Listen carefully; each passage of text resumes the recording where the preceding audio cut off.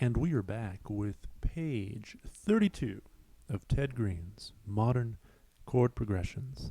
And this is an important page. There's a lot on here that is very important for the aspiring fingerstyle jazz guitarist, or even just jazz guitarist, or even just guitarist, or even just guitar, or even just git.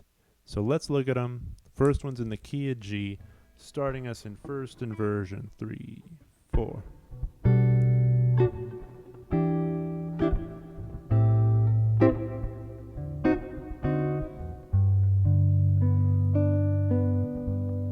What a interesting ending chord there. We got all this is diatonic, but we're in stretchy town. Now look at this minor 7. That's tough, but doable. D7 flat 9, the one moment that is not diatonic to G major, but that's fine.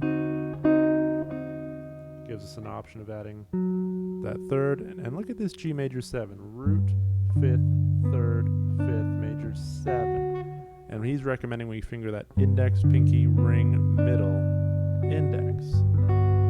Right? One more time. And.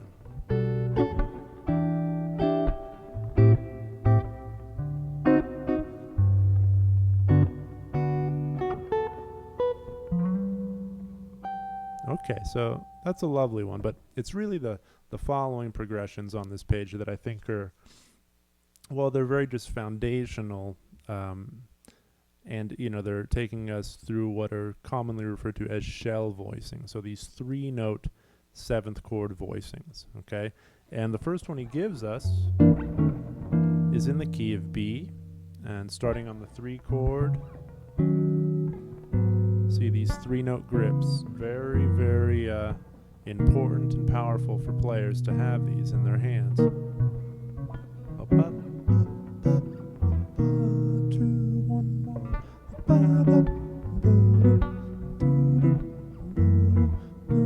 Can I arpeggiate them, right?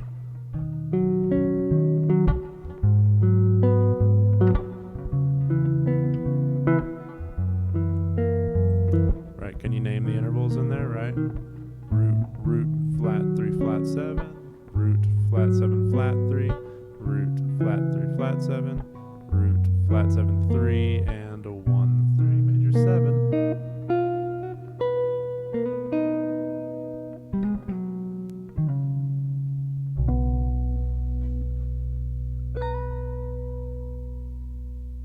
All right. So now the next few, Ted just riffs on these shapes, but has you articulate them in different ways, so you can essentially bring out different melodies and different sounds in various successions, right? So that first one is just all together, great. And honestly, this is something that right there is something to take through every key, right there. A 3, 6, 2, 5, 1, right? 3, 6, 2, 5, 1, right? 3, 6, 2, 5, 1. Take that through every key. It's worth it. It will be helpful, I promise.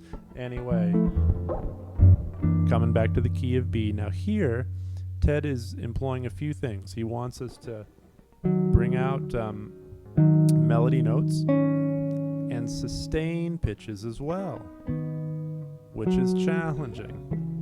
You gotta think about how you're gonna finger the thing to really bring out those sustained pitches, which can take some thought, right? So for instance, I'm just eyeballing it here. I'm going to give it a shot without I'm just going to go for it. And I notice when I just go for it, I can't get the sustained thing happening. There, I have to think about it.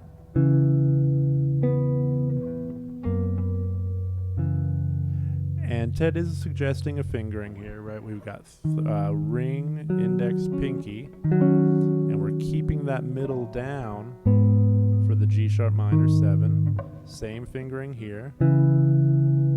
Keeping that middle down for the flat 7 of the F chord. Pinky comes in to get the melody note. And then resolve to something you want to resolve to.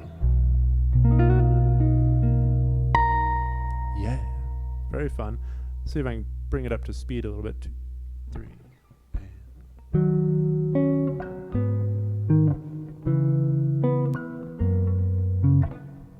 little exercisey. That's a good one. Ooh, one more time.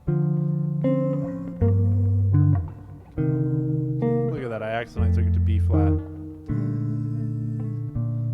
Let's bring it back to B. Oh, 3, 4. Very important shapes here.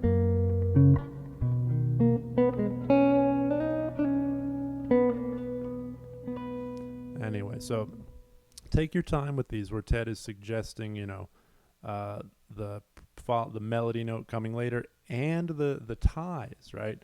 The ties really force you to do some interesting work that you can kind of mask it with reverb. I don't judge players too harshly for that, because it's tough. That's a tough thing to do. A lot easier to do on a piano, but we got to give it our best shot.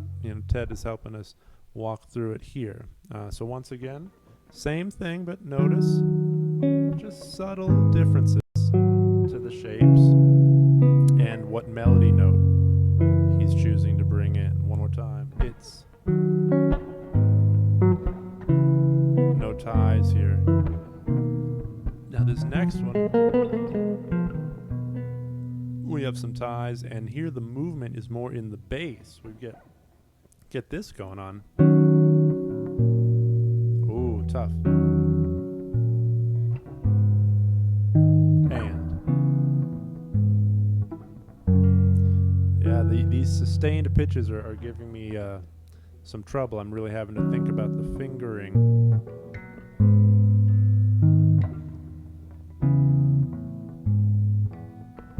Yeah, there it is.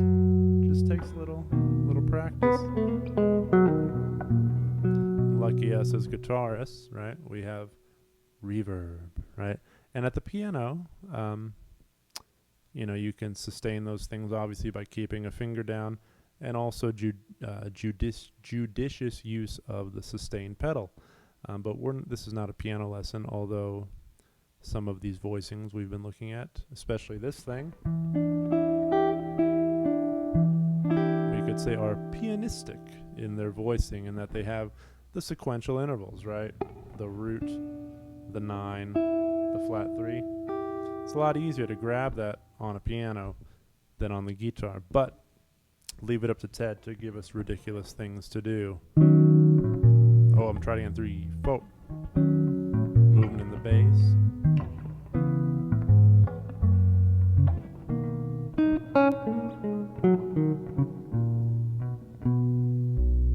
Once again, movement in the bass. 3, 4.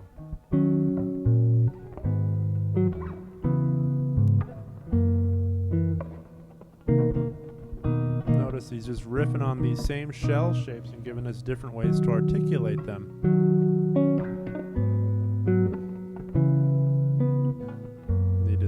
Needed to work on that one there. 3, 4.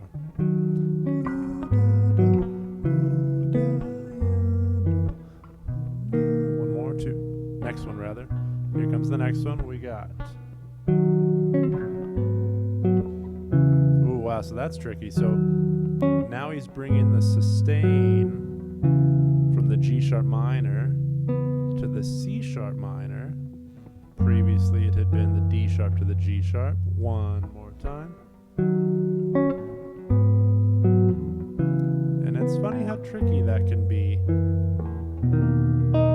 to keep a finger down, to sustain from chord to chord. Not the easiest thing to do on guitar. So, even though these shapes are pretty clear, right, bring a lot of attention to, can you keep a digit down to sustain those pitches, okay?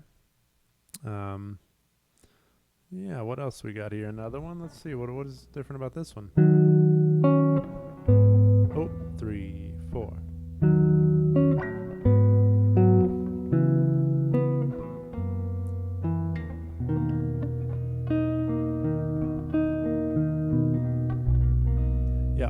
fact, all of these, I would recommend taking them through every key, because it's also just an exercise for shell voicings, which, you know, are so valuable when you're dealing with jazz music and certainly accompanying, right? You can use these for any, you know, if you're looking at a chord that says E minor 13 sharp 11, you know you can just grab a minor 7 shell. If you see it's an F7 sharp 11 flat 9, well, you can just use a 7th chord shell to get away with, you know, trying to figure out those more complicated voicings on the fly, right? If someone just puts a lead sheet in front of you. So these are important voicings for the working or not working or homeless guitarist. So hang out with these. Okay, now we're looking 1, 2, 3. On the 4th row down, he's changing our string sets here and still having us sustain. Where does he take us? Yep. So this page is a lot about the sustaining factor. You know, in all honesty, I'm not the greatest at it, and often I'll give myself some leeway with it because reverb is handy dandy. Or you can just play in a church, or in a cave, and let the echoes sustain things, right?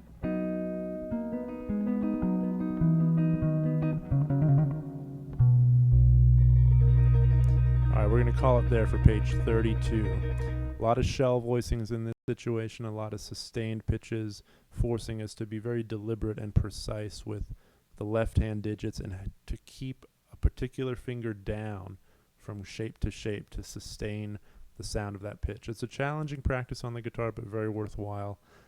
It will make your chordal work and your voice leading work more sophisticated and groovy and cool, and getting Ted's stamp of approval.